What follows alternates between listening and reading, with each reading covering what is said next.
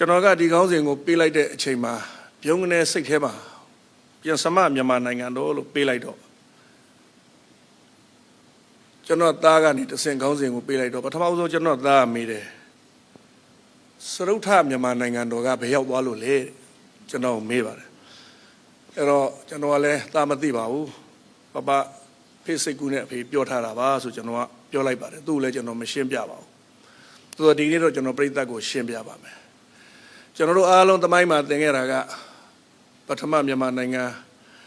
ဒုတိယမြန်မာနိုင်ငံတတိယမြန်မာနိုင်ငံဒါတွေအားလုံးဟာတကယ်တော့ဘယင်စနစ်နဲ့တိုင်းပြည်ကိုအုပ်ချုပ်ခဲ့တဲ့ခေတ်တစ်ခုမှာပေါ်ပေါက်ခဲ့တဲ့နိုင်ငံတွေပါကျွန်တော်ကအဲ့ဒါတွေအားလုံးကိုပေါင်းပြီးတော့ဘယင်စနစ်နဲ့ဖြတ်သန်းခဲ့တဲ့ဗမာနိုင်ငံရဲ့ခေတ်အားလုံးကိုခေတ်တစ်ခေတ်လို့သတ်မှတ်ပါတယ်ဘယင်အုပ်ချုပ်မှုအောက်မှာရှိခဲ့တဲ့ခေတ်ဆရာဦးဖေမြင့်ပြောတဲ့ထဲမှာလဲပါသွားပါတယ်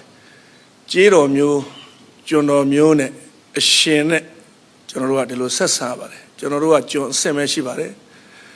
ဒီမိုကရေစီဆိုတဲ့သဘောတရားလုံးဝမရှိသေးတဲ့ခေတ်ကာလပါကျွန်တော်ဒါကိုကျွန်တော်ကခေတ်တစ်ခေတ်လို့ကျွန်တော်စိတ်ထဲမှာကျွန်တော်ပိုင်းဖြတ်ပြီးတော့ပထမမြန်မာနိုင်ငံလို့သတ်မှတ်ထားပါတယ်ဒုတိယအဲ့ဒီရှင်မြန်စနစ်ကိုကျွန်တော်တို့ဗမာနိုင်ငံရဲ့ဘယင်စနစ်ကိုအဆုံးသတ်ပြီးတော့အင်္ဂလိပ်အစိုးရအုပ်ချုပ်ခဲ့တဲ့ခေတ်တစ်ခေတ်ရှိပါတယ်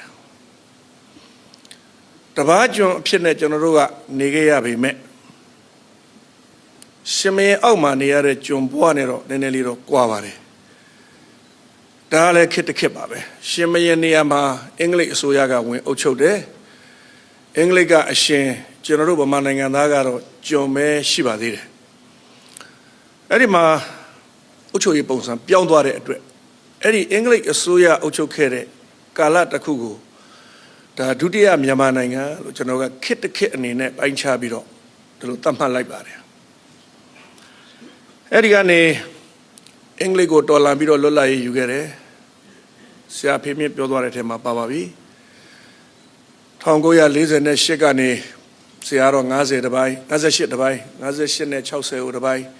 60 62တပိုင်းဆရာ3ပိုင်းခွဲပြသွားပါတယ်ကျွန်တော်ကတော့1948လွတ်လပ်ရေးရတဲ့နေ့ကနေအာဏာသိမ်းခံရတဲ့1962ခုနှစ်အထိ73နှစ်ကျော်73နှစ်နဲ့2လ2ရက်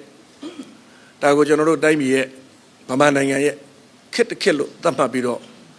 ဒါကိုကျွန်တော်ကတတိယမြန်မာနိုင်ငံလို့နာမည်ပေးထားပါတယ်နောက်စရုထမြန်မာနိုင်ငံကျွန်တော်ကိုမေးတဲ့စရုထမြန်မာနိုင်ငံဘာလဲ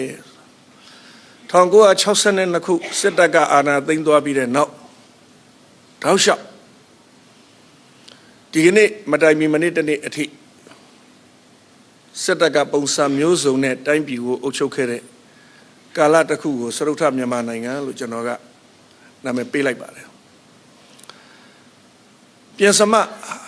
အနာဂတ်ကတော့ဒီကနေ့ဆွေးနွေးမဲ့အကြောင်းအရာဖြစ်ပါတယ်ဒါကတော့နောက်လာမဲ့ကျွန်တော်တို့ရဲ့အနာဂတ်ဗမာနိုင်ငံကိုဘယ်လိုပုံစံတိဆောက်ကြမလဲ